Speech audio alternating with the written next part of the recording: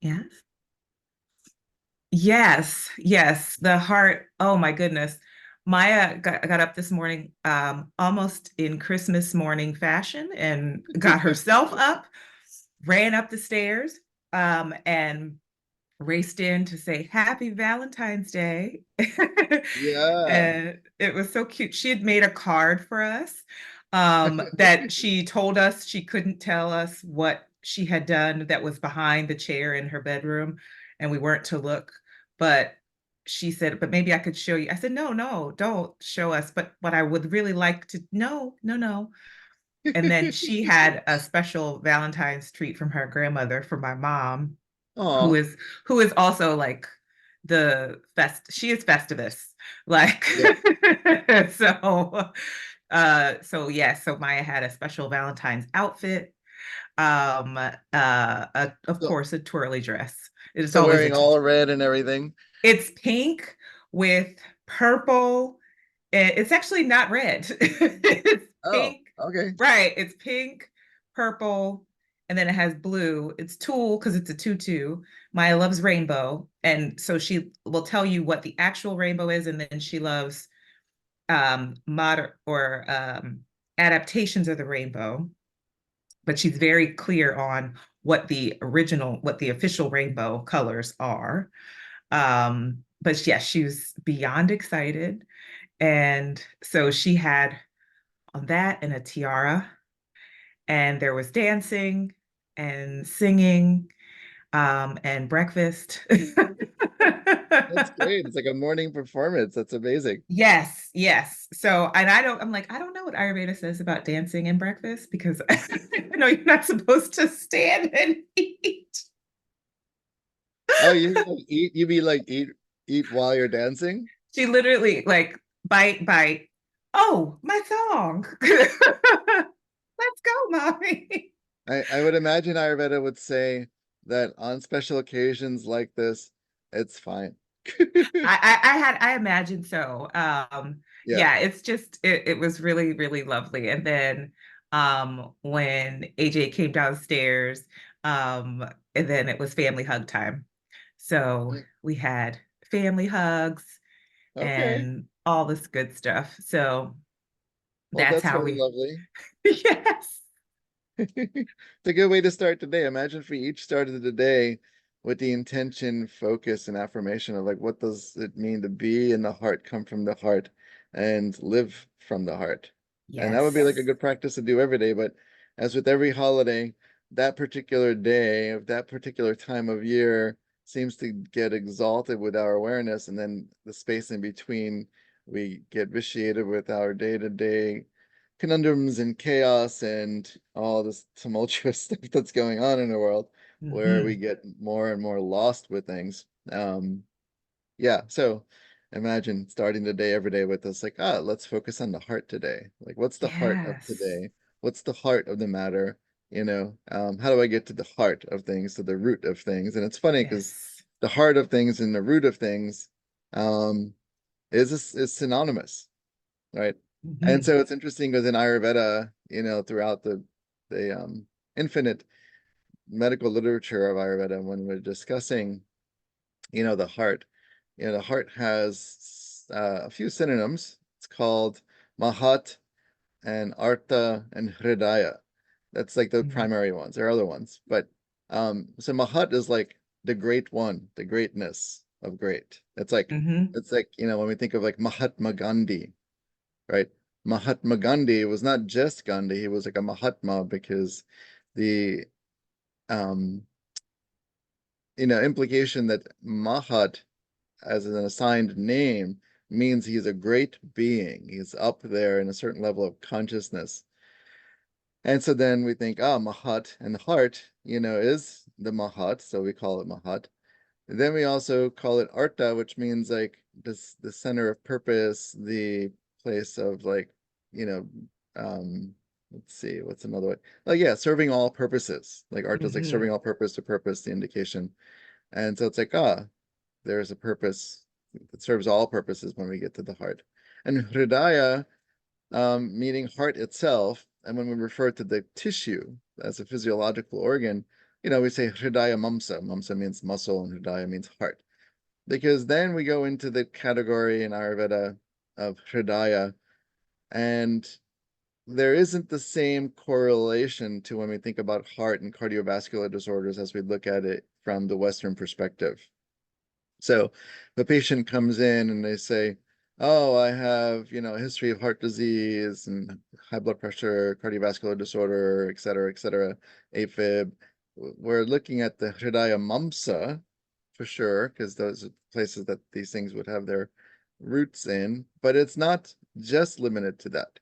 And so the Hridaya is generally like a sense of like locale, right? So you have like Mm, a city, and then within the city you have, Main Street and Broad Street and side streets and main highway like 76, and or or you have the Kelly Drive kind of thing. Like these are all the different ways to get to the center, right? We call center city center city. So we could say the Hridaya of Philadelphia is center city. That's why it's called hmm. center. And so, but there's a lot of things happening in that center. And so in Ayurveda, we don't just limit it to the category of like, oh, they have a Hridaya disorder or a heart disorder. We look at it from a different standpoint. When a person does have like that direct correlation in Western medicine, that you come in and say, I had, bypass, I had AFib and, coronary blockage, heart attack, etc. Then we're looking at a slightly different tissue, which is like more related to the blood system in Ayurveda than just like directly as like the fact that the heart is being afflicted. Um, and then we go into understanding, all right, when we're thinking about Hridaya and Ayurveda, uh, Hridaya has basically 10 major like vessels or 10 major channels or 10 major like confluences of things that come together. And some of them I could list, which would be relative to what we're talking about today. So like we have prana or pranavahashrotas, which is like prana comes in, through the electromagnetic currents of cosmic forces and energetics and geomagnetic currents through the crown of the head as the first point of entry that goes to the heart. It's the first landing point. And then Hmm. from there, then it goes in other directions with different physiological and psychological functions, we'll say. And so prana pranavashatas goes to that place. And without prana, there is no life, right? So if a person has like upper respiratory issues, asthma, colds, head injuries, dissociative disorders, any kind of like, overwhelm of injuries to the head, we're compromising prana and the entry of the point of prana and like what is going into the system. And so that's first and foremost. If there's no prana coming into the body, there's no body. Right? Yes. So, and the body in Ayurveda is called deha, and so deha is like the thing that is prone to degradation, breaking down, and sort of like this world interaction. And so prana, if we have a dead body and we try to pump it with oxygen, you know, it will most likely not come back, especially if you miss the window of like 3 to 4 minutes of oxygen deprivation, etc. But you would be able to bring a body back if you put prana back in the body. But most people haven't learned how to cultivate prana to put it back in a dead body to bring it. This is why prana is so important when it comes to the heart. Then we Mm, have an aspect of the digestive system, which will also like piggyback onto like the conversation of like trusting your gut, because this is how like interconnected this is. And so we have rasa or rasa vashrotas, which is like the channel of which the primary nutrients that have been metabolized through the digestive system makes its way through the heart for circulation to add to the fuel and nutritional content of all the other tissues, organs, and systems, right?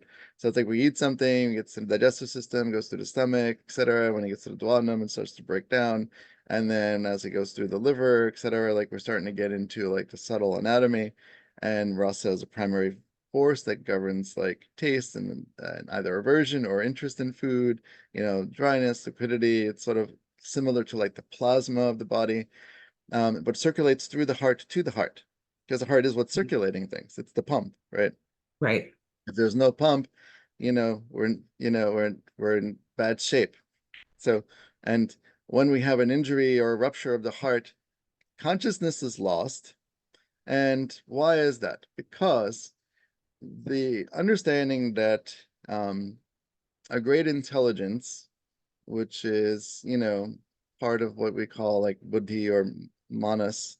Manas is sort of like that does manana, which says chewing. So chewing is like of information, of data entry, and it processes information. And when the manas, which is considered to be seated in the heart, manavahashrotas, manas is seated in the heart, which is the seat of intelligence, a certain level of intelligence, a certain there's like certain levels without going too far into like advanced Ayurveda, but it's like, oh, information coming in, we process this. So there's an intelligence there. And then there's a deeper level of pureness of intelligence, which is a hierarchy of highness, which is called Chetana. So Chetana is like consciousness that lives in the heart. And Hmm.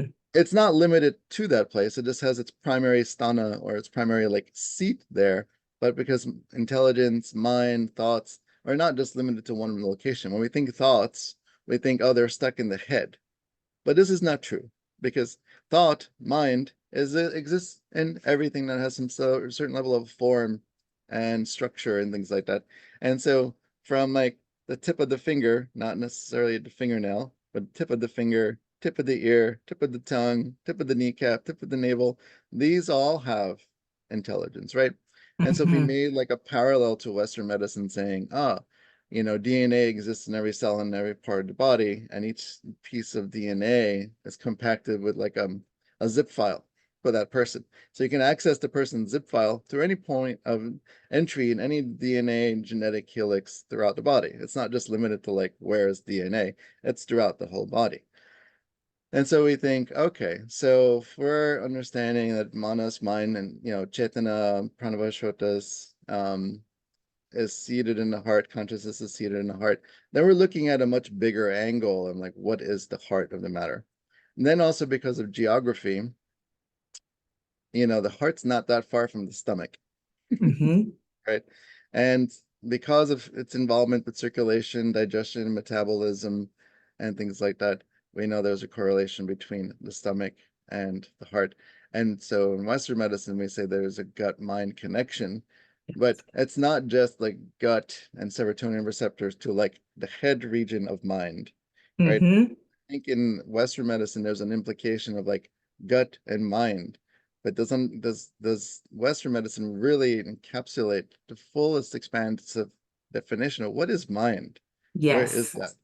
And so, Can I pause you you for a know, second? Because I think this is a huge distinction, yeah, right? Like, and yeah, I actually was reading something about this the other day that I think there was like an article, a Medium article that I might have read that, was saying is the brain um does not experience life, right? And so the point was that very similar to what I'm hearing you say around the brain, the neurobiological function of the organ of the brain is not the mind, it is not consciousness. And it is representative of a function, um, and also the mind, to your point, the consciousness, the intelligence lives beyond the organ of the brain. So I feel like that's it's so important, especially now when so many people are, I think, really seeking to understand the gut brain relationship and are receiving a lot of what I think is limited technical information, to your point about the interaction of the serotonin and the receptors, the is it not the neurotransmitters, yeah, the neurotransmitters, that relationship going back and forth, that there is so much more, a universe more. And so I just wanted to highlight that and see, yeah, and please continue. yeah. And we do have to consider like the brain as an organ itself, like there are various compartments, and we call it like, the nervous system is generally like the information pathway of the body. It's like a very fast relay system of major highways and roads and you know, avenues and streets and all these things. Sometimes some places end in dead ends, right? But it's from head to toe and everything in between so that the entire system is cohesive and communicating with each other. There's afferent neurons, And when we think about the brain, there's like the limbic system, which responds to like deeper emotional things, the hippocampus, the hippocampus, the the parietal lobes and frontal lobes and all these different places that correspond to certain things that we examine through testing and memory and all these things. So like there is information, and the brain does have a lot of the main hub, right? It's sort of like the executive director that oversees the whole body and kind of make sure everything's running. And through the nervous system, it's relaying back and forth very quickly information, consciously and subconsciously, and sort of recording and understanding and processing. Imagine if you had to think about all the processes that are involved in trying to digest a meal. No, you just sit down, you eat, you chew, and then after you finish chewing, you take a couple steps, walk around a little bit, and then go to your next event. But you don't have to think about like, oh, I need to release my hydrochloric acid, and then the amylase has to go and do this, and then you have to think about, the bilirubin doing this. Like you don't have to think about any of those things, right? The brain is working already in that regard, so there is less consideration of those things. It's only when we have afflictions that we're like, oh, I'm feeling burning in my esophagus, or I'm feeling this pain in my liver, or I'm constipated. Mm-hmm. Like, oh, that means something got backed up somewhere, and now my attention's like, what's happening here? And so we use the body as a medium to understand like where things are coming from and where things are going. Yes. And so mind is all of that.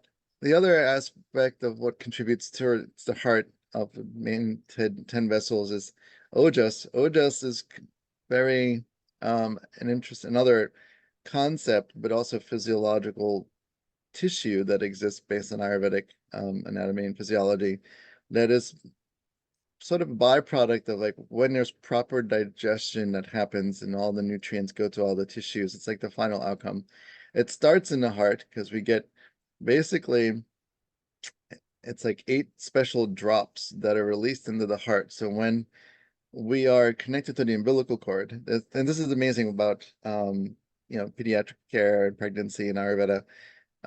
When the umbilical cord is attached to the fetus and the fetus is growing and things like that, and we have a baby that's released, Ayurveda says, in surgical aspect of Ayurveda, Shalya Tantra, it's called, we cut the umbilical cord at a certain um, distance from the belly of the baby, and we allow a certain amount of time. It's like maybe like a minute or two before cutting, because the mother is imbuing into the baby 8 particular drops of what's called ojas, which is a type of tissue, into the heart of the baby to help sustain their immunity, strength, and vitality through life. And that kind of like Mm-hmm. rests in the heart and rests there. Then there's other ojas that kind of like permeates throughout the body and circulates throughout the body for immune system and stress. But ojas is particular to like immunity, strength, vitality, life force, existence. It goes on and on and on. And it's in the heart. And so we have a lot of things converging in this area that are important. So, like when a person's highly stressed, when a person is undergoing trauma, when a person's dealing with a lot of grief, when a person's engaging in like excess exercise, excess sex, excess alcohol, excess substance abuse, all these things put stress on ojas, which depletes the quality of the mind's capacity to stay focused and clear and be able to discern truth from untruth in day-to-day Yes. reality. And to get proper ojas, we have to, one, hopefully start off with good ojas. Two, which also comes from like the quality of the ovum and the sperm that come together and create the baby. And when that is already compromised, then we start with compromise in this life. And then whatever's cultivated in this lifetime through proper nurturing environment, or is it a stressful environment, then these are the things that are going to stress ojas on a regular basis. And so if we're already starting from a deficit point, and then we continue life through a deficit point, then by the age of like 50, 60, 70, when there's Parkinsonian tremors and there's RMS or there's other like psychoses, disassociation, heightened anxiety, like these are all things that put stress on ojas, which is stress on the heart. And then Mm-hmm. if digestion is stressed when we're eating, then we're not going to expect to get the proper nutrients. And there's two shlokas that I want to read from Charaka and from Shushruta. Charaka, in Ayurvedic lineage of medical literature, is the first of all the Ayurvedic texts that ever came into like existence. So it's the Mm. oldest medical written text in the world. So it's Charaka Samhita, written Then, it's part of this, what's called the Brihatrayi, which is like the major three books of these major three teachings, the three major teachers that all Ayurvedic physicians must have a familiarity with, memorization of, relationship with, contemplation of, and integration of, practice from, as like these are the texts that are like the texts, and that Hmm. everyone expounds upon and integrates it into their practice. And so Charaka is the first one. Shushruta is the second one. He's known as like the father of surgery in the world, like to develop this entire system Ayurvedically to like dissecting. So we'll start with his quote, which is very lovely, and then we'll go to the next quote, which will go into more digestive stuff. It's just very lovely to see like this wisdom that's been around for 10,000 years, 5,000 years, how like we take this information, apply it to today, and it still holds relevance to truth and how the world is unfolding today. So Hmm. in Sushrut, in his book called Samhita, which is a collection of information, the quote is, so the verse is, Pundarikena sadrasham hridayam syajjhajho mukham jagratathatasvi kasati svabhatascha namilati. So what that means is that the heart is like the lotus, and that when the rays of the sun start to shine on our day, the heart starts to open just like the lotus. When the sun Mm. starts to open in the day, it opens up. And then at the end of the day, when the sun starts to set, the lotus closes down for the evening. And so the heart, as used as an analogy by Shushut, which is like revered physician of Ayurveda, if he's making this analogy to the heart, it's really to picture what is happening. It's like we wake up in the morning and we rise to the day. Rising to the day will also infer that means waking up when the sun rises. Yes. That this is a necessity. And then the other necessity is as the day winds down and the heart starts to close, we follow that. This cannot be remedied or rectified or supplemented or overridden, except from an unruly mind. It's like, oh, I have things to do after work. I have to stay up late. The heart is like for 160,000 years, even anything that's had a heart, from all the way to like the dinosaurs that have had hearts, they would rise with the day, forage, and go to the forest, and then rest at night for the most part. There are nocturnal animals. I know some people will say that humans were not designed to be nocturnal, but that's a whole different discussion and argument for some people. Yes. That would create a very lengthy conversation this morning, but so to stay focused, the heart opens in the morning and starts to close by the evening, and it's closed for the evening. So if we're eating past that point, if we're staying up past that point, we're putting a stress on the heart. Similarly, when we wake in the morning, the heart's like, ah, it's morning time. The sun is rising. Look, I see it on the horizon. And you're like, I'm going to snooze for another hour or two. You're force shutting the lotus. And what happens if you actually go to like the swamps or the mud where the lotus is opening and blooming, and you try to Mhm. manually like squeeze the heart the lotus? No, stay close another. You kill it. Yes. Same thing. Oh. Same thing. So throughout the day, Ayurveda has a very long list of like who should do daytime sleeping, etc. Um, that's a whole other conversation. But the general context of heart opening and heart closing, and Sushut says this is important. When we Can I go in, pause you? Oh, go ahead. yeah, no, go ahead. If you're going to read, this is so potent and rich. And also, I need to replay this when I hit the snooze bar, or when I hit the snooze button at 6 a.m. And because the the mm, the power of that visual of closing the heart, when I decide I need to close my eyes a little bit longer, because I know the power of waking before sunrise, waking to see the Hmm. sunrise. And when I first started studying Ayurveda, I remember, and this is before I started working with you, and I was taking a course, and one of the first things we learned was about rising before the sun, and our teacher was actually speaking about rising 2 hours before the Mhm. sunrise, and I said, "Well, I don't know." Luckily, it was about, I think it was May, and I said, "I can get up earlier at this point of the year, at this Mhm. time." But the point that really landed with me was um, the dinacharya, and I think that the morning routine, as being so critical to our have all routines, but specifically that the morning routine, and to rise before the sun and to see something auspicious. And for me, the sunrise is something auspicious. Mhm. And I have the blessing of being able to see the sunrise from my window, um, Mhm. actually right here in my Mhm. office. Mhm. And so this is where I meditate, and the power of that experience, the opening. Um, it is a heart opening Mhm. experience. And I don't think that I had that visual of the lotus, um, but I have experienced the heart opening in the waking and rising to see the sunrise, and Mhm. being with my and witnessing my mind, right? Witnessing and having the ability to start the day with that conscious awareness, oh, and the heart opening, because the rushing, the getting up and I have to get up without the gratitude, Mhm.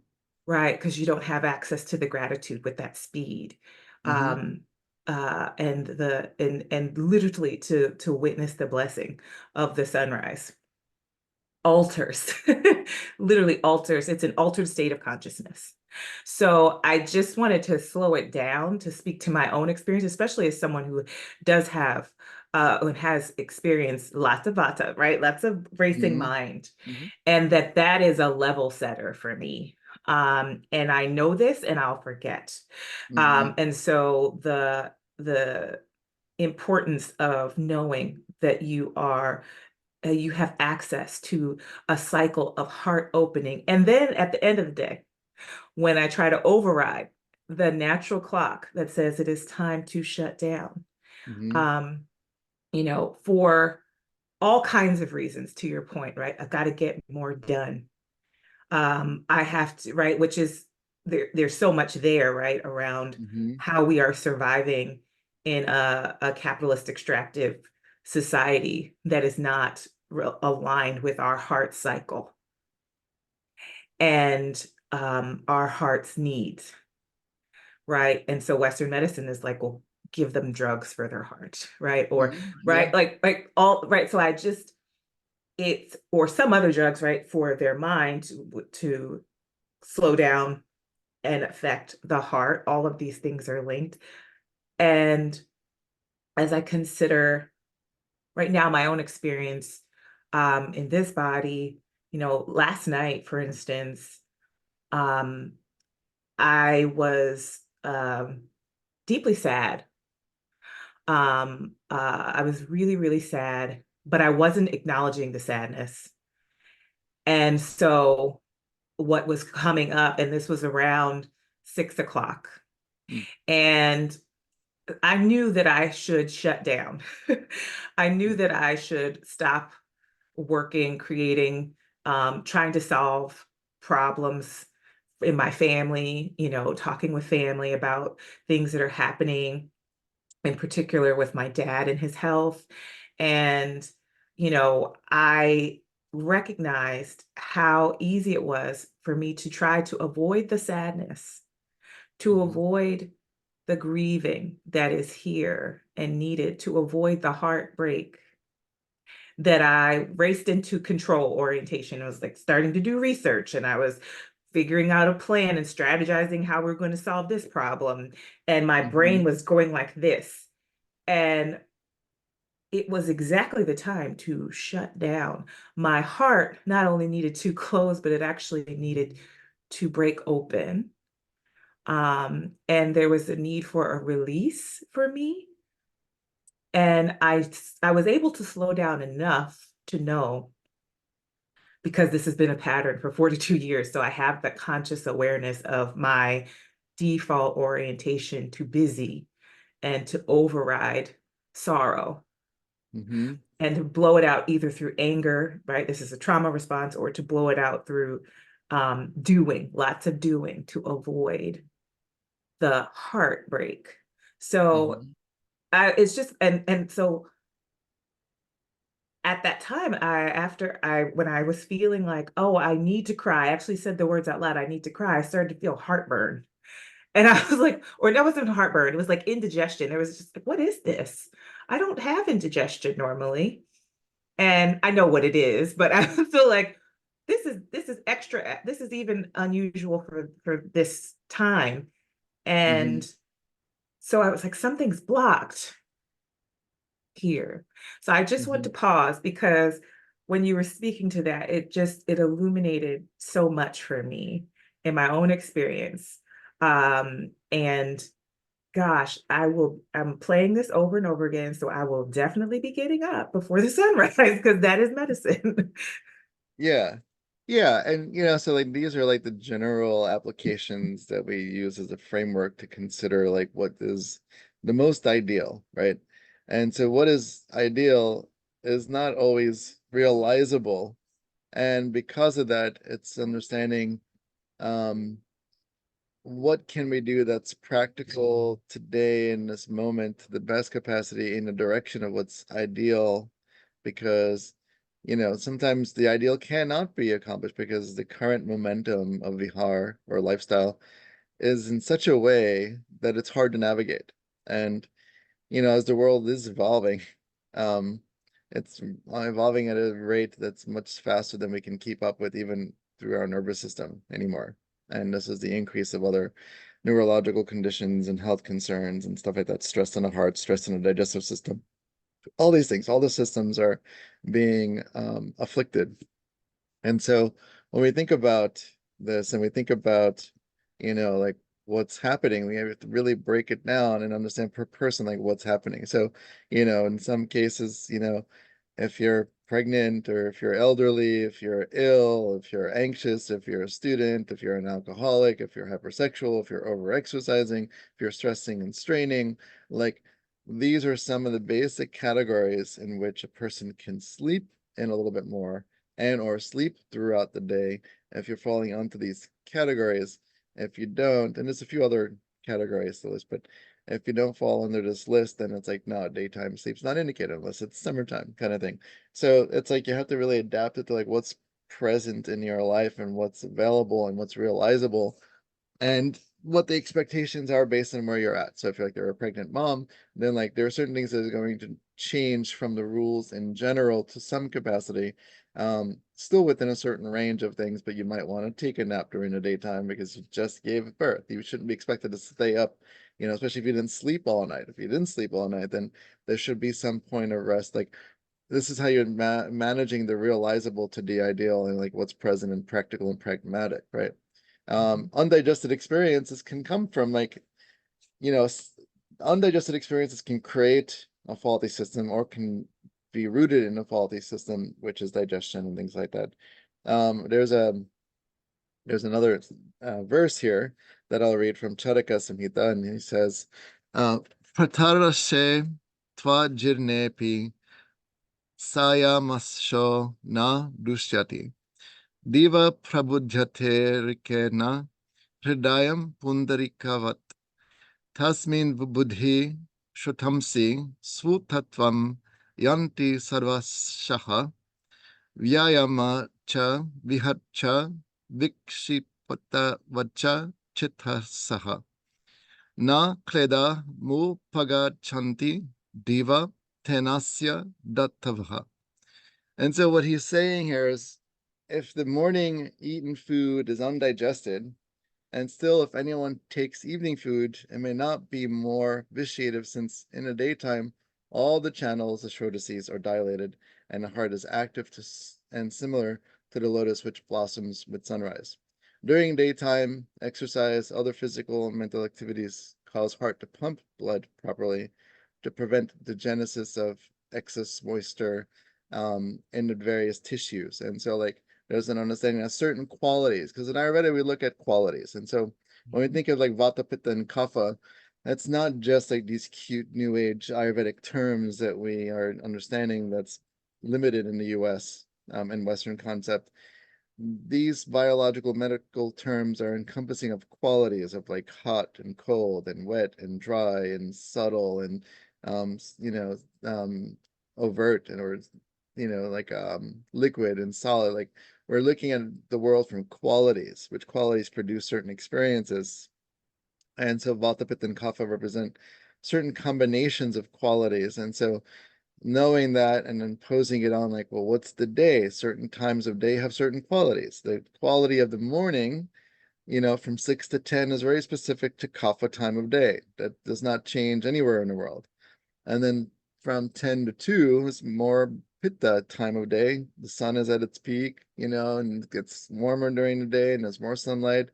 And then from 2 to 6, it's about the time of day. And so the day starts to wind down and we start to complete certain things. And then from 6 to 10 in the evening, it's kapha. So there's this natural, like we have dinner and we start to feel a little tired and kind of want to just go to sleep soon. And then from 10 to 2 is pitta time of night. And so we're understanding like what are the qualities at nighttime. So if I'm staying up past 10, 11, I get a second wind because physiologically there's an increase in blood flow, there's an increase of dryness, there's increased activity. So of course there's that second win, which people justify as like, oh, this must be good. But you're actually borrowing something from the body that you'll have to pay later in one way Mhm. or another, in good health or ill health. And so then, from 2 a.m. to 6 a.m., it's about the time of day. So you're having deeper sleep, different types of REM sleep, etc. When we tie into like understanding that we should wake up when the sun rises. Yoga and Ayurveda say this is the period of Brahma Muhurta. So Brahma, which means like the period of divinity, God, goddess, etc. Muhurta is like that window of time that is like around 48 minutes. So when we say in Ayurveda, the Brahma Muhurta period, we're like, oh yeah, that 48 minutes before and after sunrise and sunset, because these are periods of transition of the day. Mhm. And so waking up at that point in time, the yogis in the yoga tradition, as yoga sadhana or spiritual practice, they say the ideal state for the yogi is to wake up at 4 a.m. And because there's a certain quality in the atmosphere, pressure and frequency, electromagnetic currents, that infuse the atmosphere with a very specific subtle quality that being in a subtle place, you can only be that attuned to. Staying up till 4 a.m. does not count. That's not the same thing. You miss it, you overshoot it, you will actually be devoid of what's actually appropriate. So we look at, okay, so Nothing good has why ever come from staying up till 4 a.m. no. Unless you were clubbing in New York like I used to do till You know 4:30 in the what? morning. Good point. I want to dial it back. I want to dial it back. I might do It's that once true. a year where I go It's clubbing in New true. York till like 4:30 in the morning and then the next day everything gets thrown up because staying up late causes difference in like digestion and capacity and hormones and like all these things. So, but this is part of the living the life that if you live life mostly in a balanced place, which includes those moments we'll have those waking up and dancing to like Valentine's Day morning while you're eating. If the rest of the life that you live as a lifestyle in Bihar um, is sustainable and homeostatic, the rest of the moments will be just little bumps in the road. Your body will metabolize, process, and properly digest. It's when things are undigested it causes indigestion.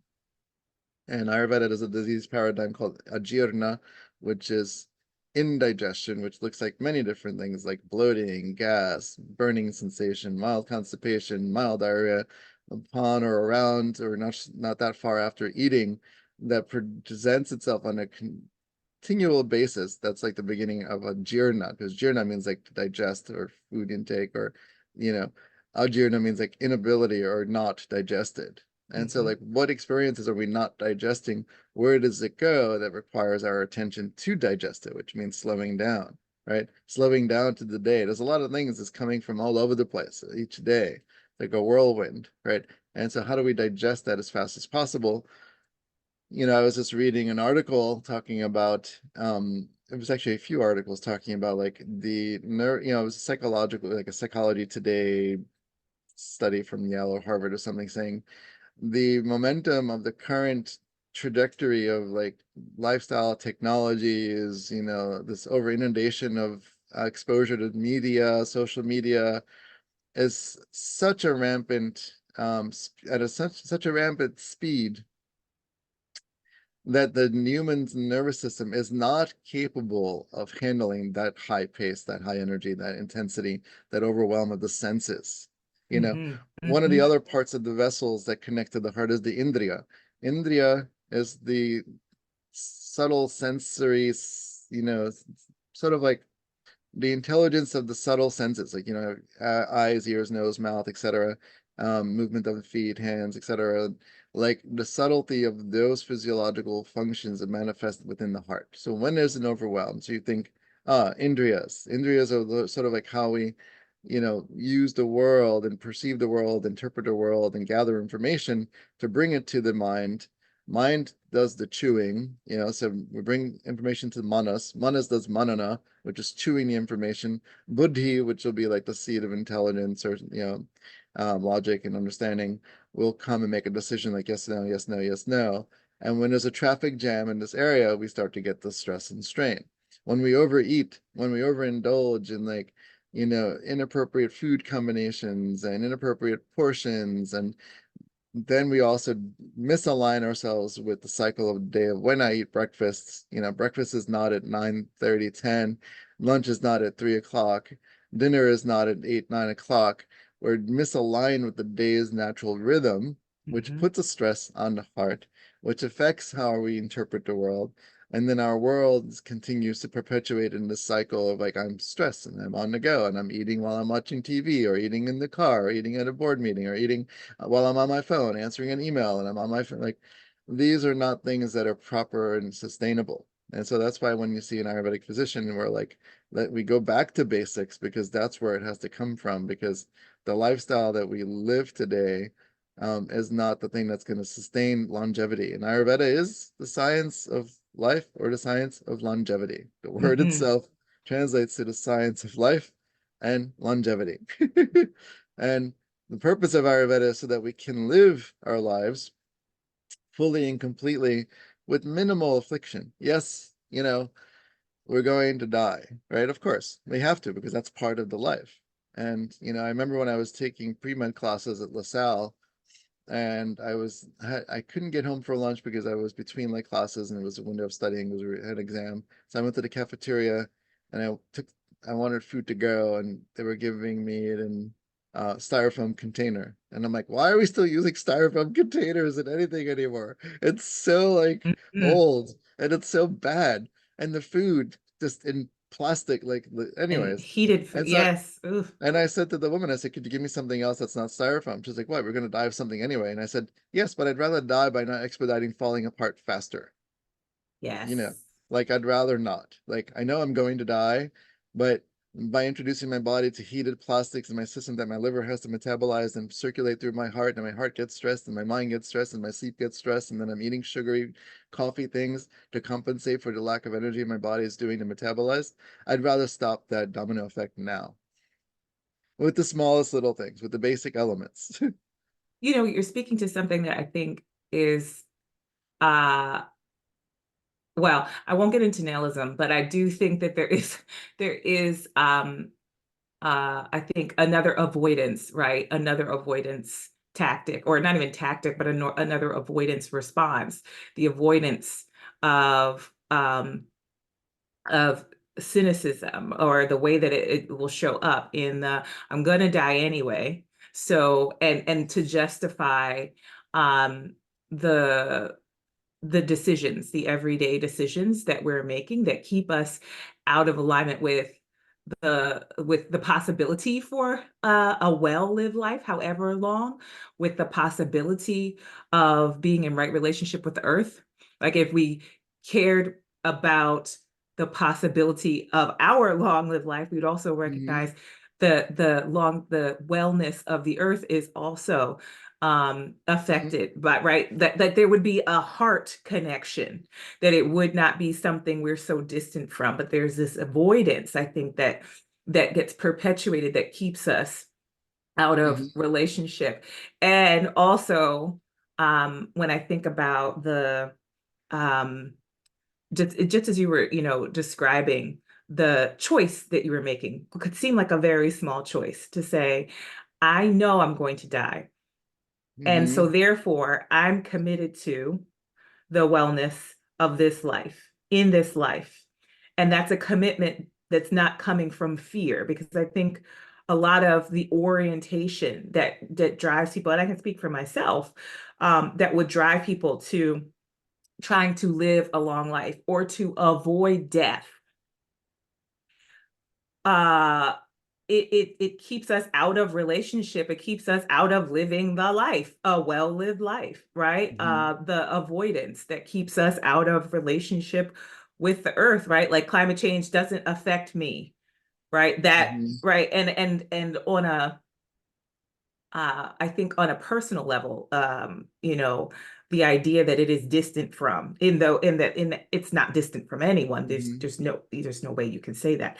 But the distance, I think, that does come from that avoidance, the avoidance and the trying to control, to avoid death, to control the outcomes, coming from fear.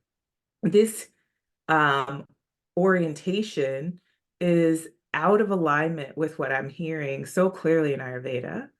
Um, and um, and I think in many Eastern traditions, and I think also in many African indigenous traditions, in the traditions that honor the earth and life, and the ways of being that honor the earth and life. And so when I think about that, astrology is coming up for me right now too, like the astrology of now.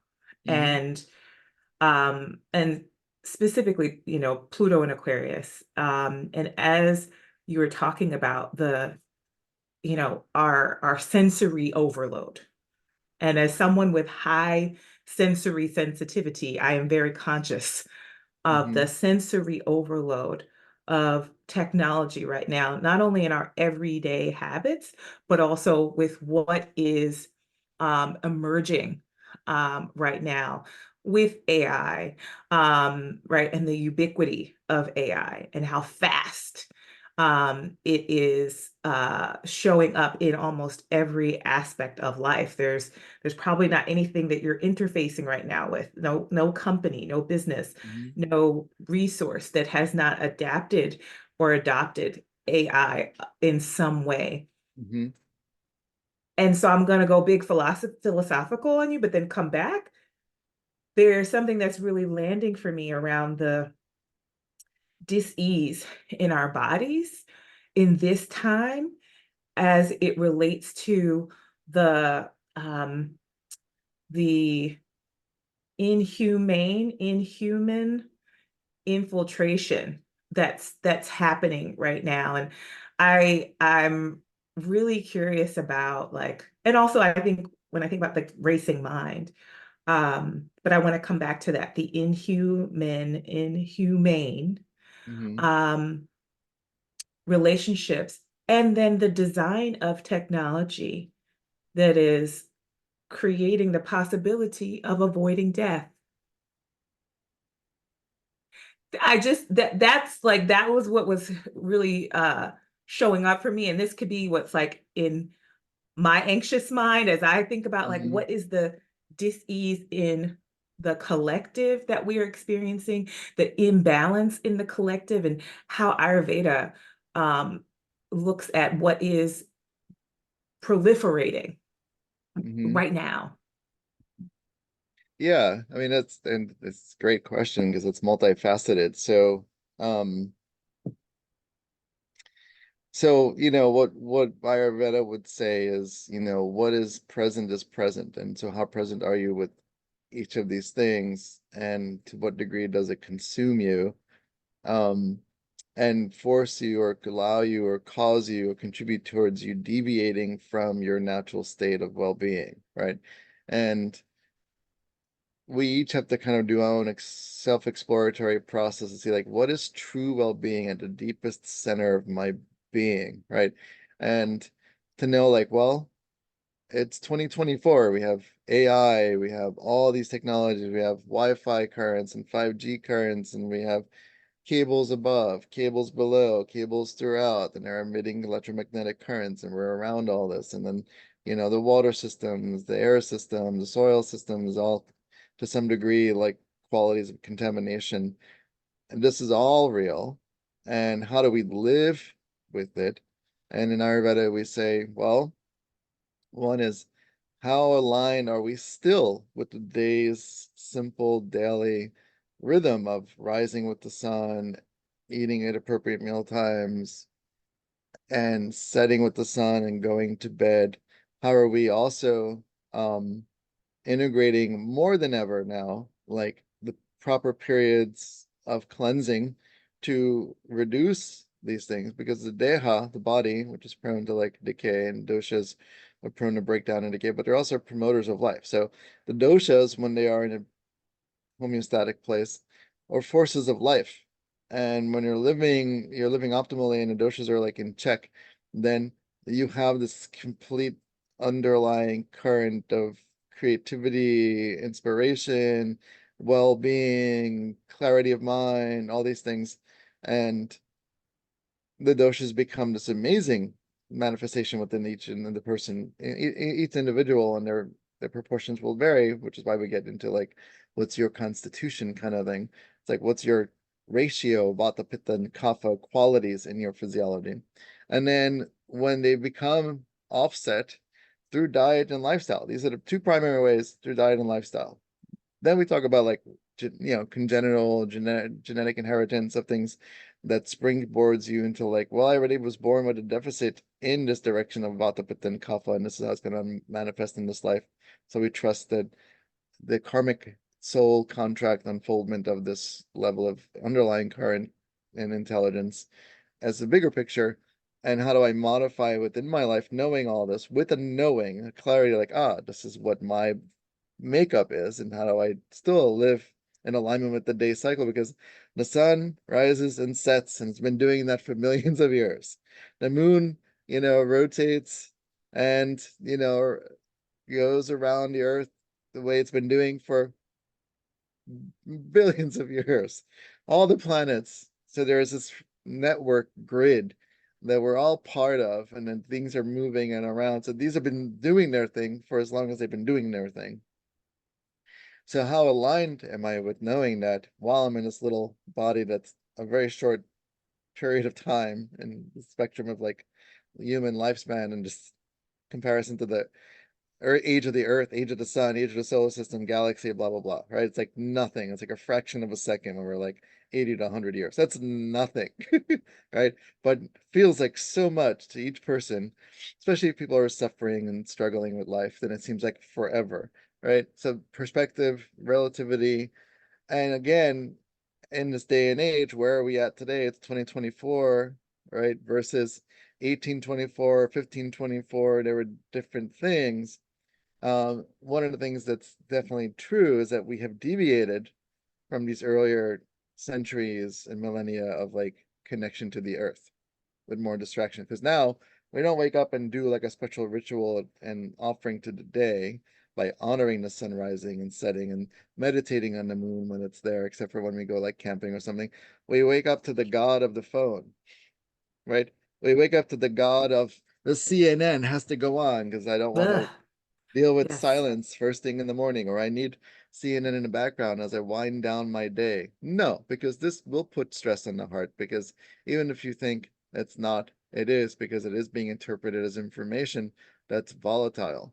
That volatility goes into what Ayurveda called as the manasika doshas, which was like the mental doshas. So when we think about doshas in Ayurveda, we think biological humors. But Vata, Pitta, and Kapha aren't really like concepts we use so much for the mind. The mind, when it gets into deviated states, is either Rajasic or Tamasic, which are the Manasika doshas in Ayurveda and Purchadaka. And so Rajas is like that chaos, that tumultuousness, that intensity, that scatteredness, that on the go, that fragmentation. The tamas is the quality of like um, ambiguity and dullness and lack of clarity, lack of motivation, you know.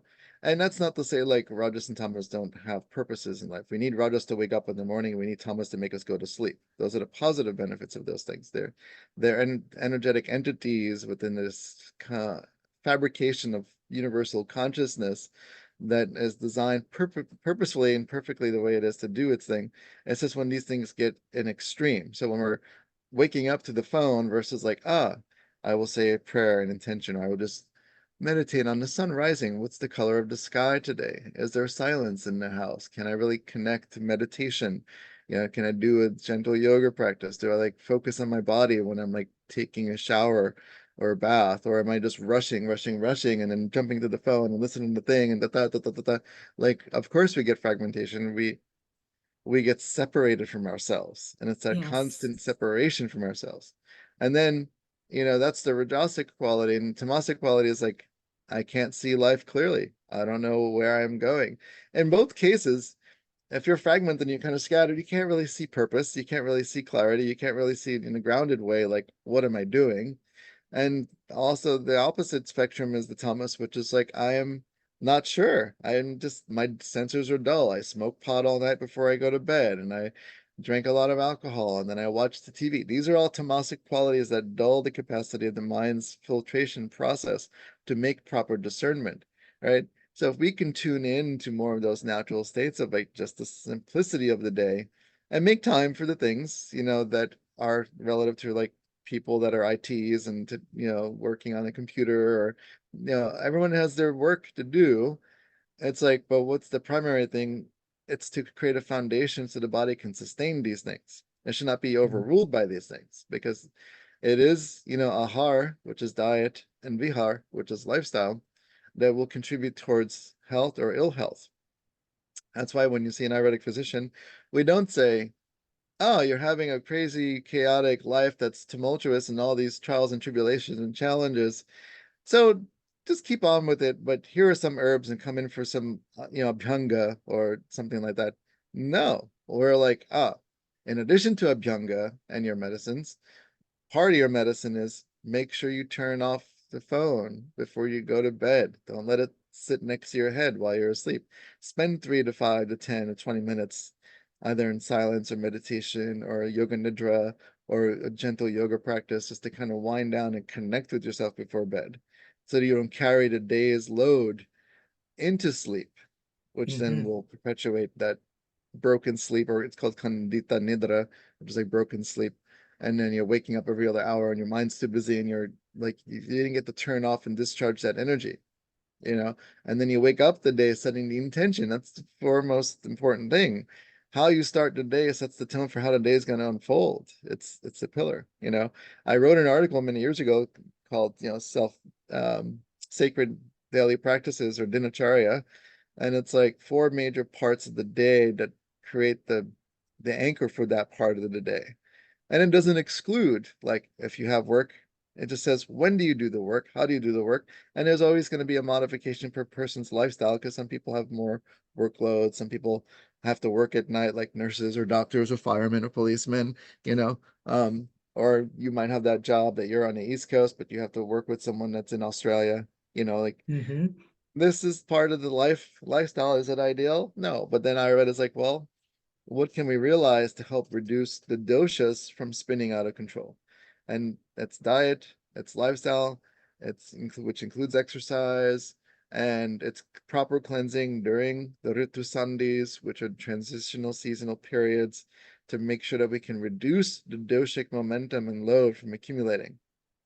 Because when that accumulates too much, then we have other things like heart disease, because Rakta Dushti happens, which is like the blood system is compromised and it's aggravated, and then it goes to the heart, and we have inflammatory conditions, hormone issues, amenorrhea, dysmenorrhea, all these things are adding to the picture, and we're looking at the picture. So in Ayurveda, we look at the picture and we see like, which came first, what is happening here, and how do we kind of go back, so we kind of it's like we reverse engineer, Mm, right? And so these are the things that we have to put in place and in living with the current state of life. Some people, it's impressive where some people are like, yeah, I still have a basic phone at home. I'm like, what? I'm like, wow, that's great, I think. But, you know, and some people are like, I have to have my phone on me regularly. Well, and then some people are like completely plugged in where they have these, Apple Watches permanently 24/7 on their body because they're registering in their app their heart rate, their sleep rate, their digestive caloric intake. And it's mhm, like, well, how plugged in are you? Because the more plugged in you are to these digital superficial technologies, the more your nervous system will completely get inundated. I mhm, remember when more portable phones were easier to handle, like the Nokia, right? The little Nokia mhm. phone in 1990, I'm gonna say like 99 maybe. Yep. I That's when I got I my first phone. I remember like I had these pants that had like pockets at my knees, right? Mhm. And I'm like, well, that's a good place to start a phone. I put the phone at my pocket on my You right were knee. super cool if you had a Nokia though in 1999. I just want you to know I was not that Okay. cool. Yeah, I I'm like a thinking Nokia was a big deal in it might have been like 1999. 2000 or something. It was like around Even that. to that's what I'm saying. Like Yeah, that was yeah. like I promise you, you were a big deal. You were very cool. I did not have the super cool phone because you had the boop boop. That was like you had the ability to Yeah, do that. I didn't have. yeah, I just wanted to yeah, acknowledge that for yeah. those I mean, I had a who beeper before that. Everyone had beepers. I had a beeper. I had a pager, but I just want to be clear. You were cooler Yeah, than me in 1999. yeah. And so then, like, I remember, like, after 2 weeks, I started noticing, I'm like, huh, I'm having a weird knee pain. Like, where did this come from? I was like doing yoga. I was like, I'm physically fit. This is great. Why do I have knee pain? And I don't know. And I don't know. And then I thought, I don't know, is it the phone in my pocket? I don't know. It can't be. Mm, So then I moved the phone to the other knee, and then the right knee pain stopped. And then after a couple of weeks, the left knee pain started. And I was like, damn. I'm like, it's the phone. Like, it's pulling in this magnetic current that's in that area. And there's a lot of science to show. And people don't, they go into tamastic state. They don't want to see it because reality is like, I need my phone on me. We don't have special phone purses. And, so wherever you put that phone on your body, it's receiving signals. And yes. of course, that polarity, because there's an actual current that's facilitating a movement and that polarity of concentration in that particular region of the body where the phone is, where, I see women put their phone in their bra on their I was just chest. about to say, I have not done And it in a long and time, but I used to keep my yeah, phone in my bra, especially if I was running and I didn't have like my yeah, yeah, armband. yeah. That's where my phone was. That's a Well, now you terrible. can be plugged in indefinitely and just have a watch that you can answer calls on. It's always on your wrist, I'm not gonna and put you're my arm up pulling right in now. all the time that current. Anyways, and you're Correct. sleeping with this watch that's telling your phone everything about all your data. Like, Now I don't sleep with it because I don't understand how you do that because the watch does vibrate and I have to take it off when I take a nap. Like I cannot wear this I when I'm mean, sleeping. it, I mean, my bedroom doesn't have a TV in it. Like, I don't even have an alarm clock in it. I have my cell phone that stays decently and far enough away, and usually I turn off the Wi-Fi on my phone till the morning. And then my ex, he would have his watch on, and I was sensitive to his watch on his body. That Yeah. sometimes it would beep or light up really quickly, and I'm a heavy sleeper, but my bedroom is very quiet in that way where the smallest little thing I'm You like can hear it. I'm like Yeah. and then or he would be on his phone when I was sleeping because he couldn't sleep. I'm like, bro, go downstairs. Like, I don't care if you're on your headset, like it's disrupting the energetic current of my sleep. Like, I can feel the current, and it's not even just like woo woo, or it's not even like it's like a thing. Like, people's nervous systems can pick up energy if you're more Oh no, clear. that absolutely. I know that when I wake now, so I will say it has changed my pattern when I would have insomnia or when I would wake up in the past would be to be on my phone and I definitely would do the anxious doom scrolling. And the blue light, right? That light is bright. But beyond the light, to your point, my husband immediately, AJ wakes up like, what's going on? What's going on? And I'm like, wait, how do you know what's going on? He's Yeah, very sensitive. He's very sensitive to it. Are you yeah, okay? And I'm like, I'm yeah. fine. Now I will pick it up to put on yoga nidra. And Hmm. yet and still. it still has the same impact. It has the same impact. It Yeah. is And it's so, my alarm clock. so how can we trust our gut, Yes. physical gut? Because, there is an understanding that, like, a general understanding. Ayurveda may not exactly express this as a possibility, but it doesn't negate it as a possibility. And some people will respond from a certain place of clarity and through the body consciousness that is relative to their design that makes sense to make answers from, right? So some people, let's say like, oh, I get a gut feeling actually in my navel area or my gut, or I get it in my Mhm. heart, or I get it in my neck, or I get it in my head. Like that, I guess it's relative to the consciousness that exists within your body's satellite system. So that's fine. And so if you are attuned to that place that we call gut, even if it's not in a physical gut, it requires a certain level of clarity of practice on a regular basis. Like any muscle needs to be strengthened so that you can make decisions and also navigate in a world from that place. So, if the seat of consciousness and all these things lives in the heart and is centered around this space, what do we do to cultivate that so then we know what information to trust that we're making choices from and about from that That's place, right? And that's not always easy because there's so many distractions. And so quieting down and eating while we're, in a period of like quietness, like not while we're watching TV, not while we're answering phone calls, not while we're text messaging, not while we're checking our laptops or tablets or any of these things, like getting to that quiet place. You start the day off in a quiet place so that you are affirming the senses and focus of the senses and quieting enough that in that quiet place, you'll hear this whisper of consciousness go, oh, this is good. If you're having different reactions, you think, oh, I have a bad feeling about something. It could be that there is a bad experience that's in the atmosphere unfolding. Or that could also be unprocessed previous like inundation of the senses, undigested experiences and traumas that you're reading from and think I'm trusting my gut. that's And right. it's like environment's not unsafe. It just seems that something reminds me of the past in the present, and I'm responding to this place from that place. So then how clear can we trust the gut in that place, right? It's like it's a lot of work because there's a bigger momentum. We're going uphill with boulders on our back with the increase in technology that we're worried about this and watching CNN and the violence and the this and the da da da da da and the killing and the and then the climate stuff and then the hurricanes and we're like, oh my God. And it's like, how do we get to that eye of the storm or the center of the tornado where things are peaceful and you can go, ah, okay, I can sharpen my senses and know what to look at and what not to look at and how to digest this experience. Because those things will land in the body Yes. and store in the Yes. body. Yes.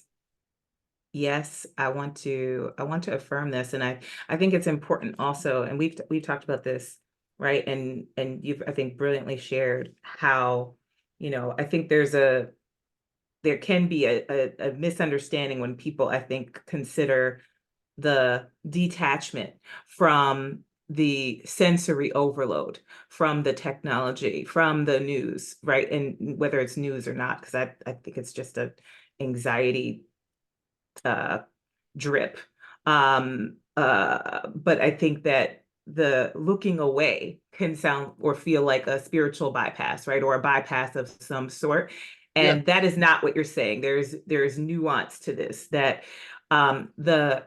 the tending to Hmm. the nervous system's needs, the body's needs, the whole, the recognition of coming into self and that conscious awareness of how we are reacting from um, the unmetabolized trauma, right? Which is very Hmm. much what is showing up in the news, right? That's Hmm. it's a cycle. Um, and so and what is showing up in these wars and in the dis-ease within all of our discourse and relationships, that our ability to slow down, to quiet, to be with Hmm. presence, um, and to be able to discern. And that's the trusting of the gut, right? That I'm hearing you name, which is so important, to discern what is real, what is here, and also what do I need to work with and let it go, move, Hmm. metabolize, let it go. Hmm.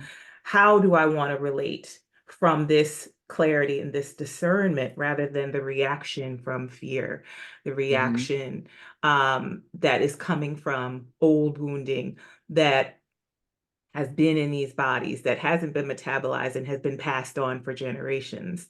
Hmm. Um, and I specifically can relate back to when I was pregnant with my daughter, how much I um, anxiously watched CNN every day. I mean, it was the midst of the Trump administration, and I was Hmm. terrified every single day, or horrified, or angered, or incensed. But it was more of an addiction. It was not about watching the news, it was an addiction, um, and some semblance of control orientation was there, like some need to see maybe there is something right here. So I will watch this. In as soon as I wake up, to your point, it is the background noise.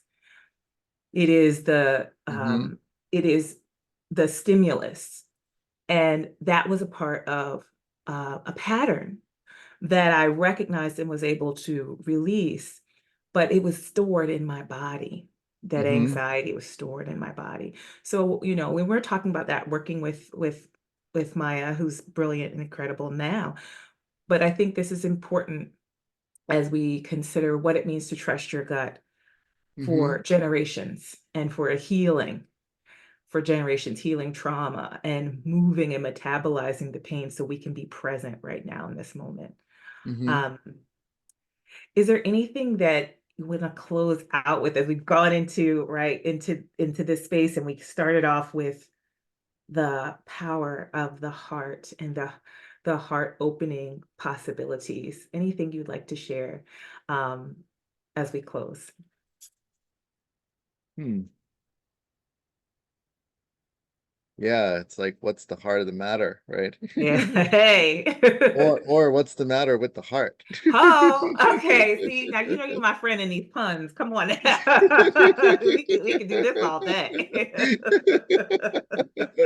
Yeah, and so it's like a matter of perspective. And so knowing like how complex the life is and what is entailed. And so when we feel like certain things are working against us, first it's like life is happening through us, not to us. But if we Mhm, perceive it as happening to us, then what's the system that's responsible for that interpretation? And then how do we follow that down a rabbit hole and an exploratory process, right? Rather than go into like hypercriticalness or um, complacency, right? So it's like, well, we're gonna die of something anyway. Well, logically, that's true, but the quality of that intention behind that statement is yet to be understood. Like, why are you just settling for what is, thinking you don't have the capacity to make different choices around certain things to increase the quality of those things? mhm, Like, what can you do? And so it's a very deep issue because it's like, what's rooted in your system that makes you not see clearly, like, yeah, life is happening and at age 20 to 30 to 40 to 60, 70, 80. You're different. Like, this is the thing, right? Um, Ram Dass said, I have a commitment to truth and not the consistency. So we know it's true. And then we also know, like, well, what also is true is I'm in a body. I'm responsible for its upkeep. So just like I have a car, and if I want to slow down the car from breaking down, I will take it for its, you know, 3 times a year maintenance and oil changes and car washes and detailing and lubricating this and that and the other thing. And we should expect that that car will last a long time. Every car that I've ever had that was brand new, even ones that were used, I was able to sustain them because I took care of all the basic needs. Same thing with the mhm, body. I eat at the right time, sleep at the right times, exercise at the right times, cultivate sexual energy in the right ways, like try to keep directing the mind because the mind is going to be like a slippery monkey.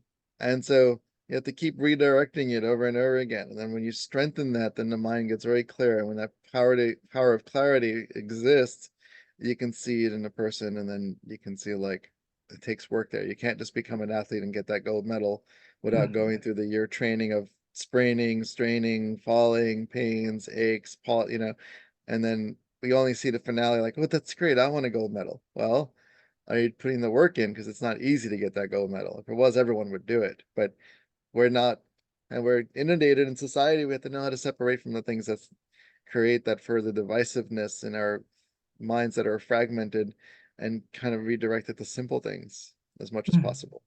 Mm-hmm. Just like overeating can cause major diseases, everything, diabetes, heart disease, lymphomas,